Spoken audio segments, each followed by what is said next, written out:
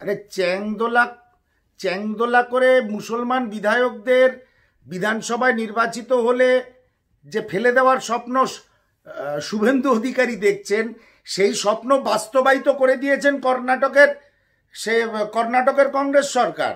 তারা বিজেপি বিধায়কদের চ্যাংদোলা করে মার্শাল দিয়ে বিধানসভার বাইরে বার করে দিয়েছে কর্ণাটকের মুখ্যমন্ত্রী সিদ্ধারামাইয়ার সরকার।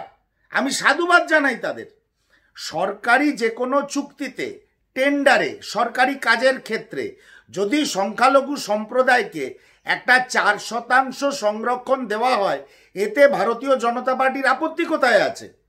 ইয়েদুরাপ্পা বিজেপির মুখ্যমন্ত্রী হয়ে যখন কর্ণাটকে আসন গ্রহণ করেন, তখন কর্ণাটকে বিগত দিনে যেসব সংরক্ষণ ছিল সংখ্যালঘু সম্প্রদায়ের জন্য, সব কটার অবলুপ্তি ঘটান, যেটা আমরা মনে করি অসাংবিধানিক। আমরা যদি সংখ্যালঘু সম্প্রদায়ের অর্থনৈতিক উন্নয়ন, শিক্ষাগত উন্নয়ন, কর্মসংস্থান এই বিষয়ে নজর রাখি, যদি কংগ্রেস সরকার নজর রাখে, সেখানে ভারতীয় জনতা পার্টির আপত্তিটা কোথায়? সবকে সাথ সবকা বিকাশ, এই গল্পটা কার? এই গল্পটা নরেন্দ্র মোদীর। কিন্তু বিকাশ শুধু আদানিদের হবে, বিকাশ শুধু যাদের ওনারা সনাতনী মনে করেন তাদের হবে, সংখ্যালঘুদের বিকাশ হবে না। এইটাই তো হচ্ছে বিজেপির নীতি। মুখে শুধু সবকা সাথ সবকা বিকাশ বললে হবে? সেটা তো রূপায়ণ করতে হবে। কর্ণাটকের সিদ্ধারামাইয়া সরকার 4% সংরক্ষণ দিয়েছে। কিসে দিয়েছে? যে কোনো সরকারি চুক্তি, সরকারি কাজ, সরকারি টেন্ডার, এতে সংখ্যালঘু সম্প্রদায়ের মানুষেরা আবেদন জানালে তাদের জন্য এই কাজের 4% সংরক্ষিত থাকবে। এতে অসুবিধাটা কোথায় আছে? আপনি সংখ্যালঘু সম্প্রদায়ের ভোটটা এনজয় করবেন, কিন্তু তাদের সংরক্ষণ দেবেন না, তাদের শিক্ষাগত উন্নতি, তাদের চাকরি, তাদের কর্মসংস্থান, তাদের ব্যবসা, এদিকে নজর রাখবেন না। সেটা তো হতে পারে না। এই যে বাংলার যে নারদ কুমার, শুভেন্দু অধিকারী,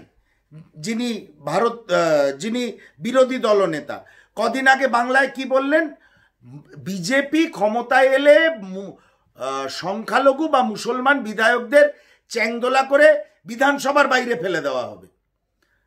আমি শুভেন্দু বাবুকে কি ভাষায় তার জন্যে কোট আনকোট সাধুবাদ জানাবো আমি জানি না, তবে শুভেন্দু বাবুকে জানাই, ওনাদের বিধায়কদের কংগ্রেসের, জাতীয় কংগ্রেসের কর্ণাটকের সরকার চ্যাংদোলা করে বিধানসভার বাইরে ফেলে দিয়েছে।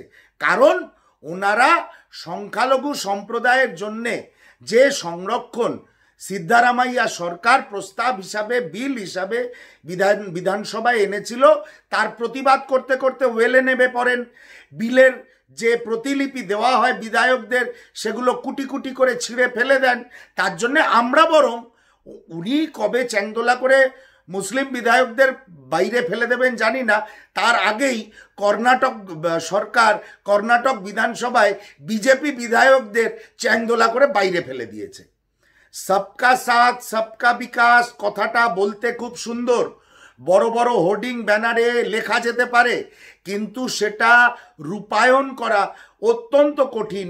এবং বিশেষ করে ভারতীয় জনতা পার্টির মতন একটা সাম্প্রদায়িক শক্তির জন্যে, এরা সবাইকে নিয়ে চলতে পারবে না, সবার বিকাশ করতে পারবে না। এবং যে হিন্দুদের কথা, যে সনাতনীদের কথা ভারতীয় জনতা পার্টি বলে, তাদেরই বা বিকাশ হচ্ছে কোথায়? বিকাশ হচ্ছে আদানিদের। সাউথ ইস্টার্ন রেলের রুটে আপনি যদি সফর করেন, প্রতিটি সাউথ ইস্টার্ন রেলের ট্রেনে দেখবেন 2 ঘন্টা, 3 ঘন্টা, 4 ঘন্টা লেট হয়। কেন জানেন? ওই ছত্তিশগড় এবং ওই যে অঞ্চলটা যেখান থেকে খনিজ পদার্থ তোলা হয়, সেই খনিজ পদার্থগুলো ভারতবর্ষের জমি থেকে তুলে নিয়ে বিদেশে বিক্রি করে দিচ্ছে আদানিরা। সেই জন্যে মালগাড়ি আটকে রাখা যাবে না। আগে মালগাড়িকে সিগন্যাল দিতে হবে, তারা খনিজ পদার্থ যা যা উঠছে সেগুলো নিয়ে বেরিয়ে চলে যাবে, গুডস ট্রেন আগে চলে যাবে। তারপর আমরা সাধারণ মানুষ যারা ট্রেনে সফর করি 2 ঘন্টা, 3 ঘন্টা, 4 ঘন্টা লেটে হাওড়া বা শিয়ালদায় পৌঁছবো। তার মানে সরকারটা সবার নয়, বিকাশ সবার নয়, বিকাশ শুধু আদানিদের এবং শিল্পপতিদের। আমি মনে করি সিদ্ধারামাইয়া সরকার কর্ণাটক বিধানসভায় যে সিদ্ধান্ত নিয়েছেন সঠিক সিদ্ধান্ত নিয়েছেন, এবং এর থেকে বাংলার এই নারদ কুমার বিরোধী দলনেতা শুভেন্দু অধিকারীও শিক্ষা নিন এবং নিজের বাচনভঙ্গি, নিজের কথাবার্তা সঠিক করুন। তা নইলে যেটুকু যা প্রদীপ জ্বলছে সেটা সময়ের আগেই নিভে যাবে।